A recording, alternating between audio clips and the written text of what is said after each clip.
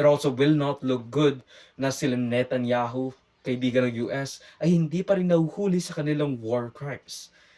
But props na they even publicized the warrant that they are actively going for Netanyahu in his war crimes in Gaza, na ang US ay hindi parte ng ICC.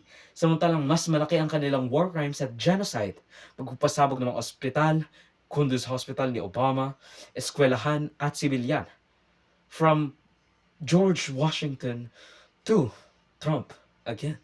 Talagang may isip mo that those war crimes cannot be upheld to the same law and justice than what they are doing to Duterte.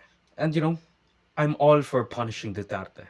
Like, if he had committed the crime they were charging him with, then let him be charged and convicted in the Philippines. But as of now, I guess the only way for Duterte to win this case and survive his detention sa Hague is to shut his mouth at huwag manlaban. Baka mapatay ka. Nung nasa Hong Kong habang nagsasalita si Duterte sa rally ng mga OFW, sinabi niyang mananalo si Sara sa 2028 kung makukulong siya o maaaresto ng ICC sa kanyang speech. Hindi, ano yan si Inday. Bright, smart, pero mainit ang ulo.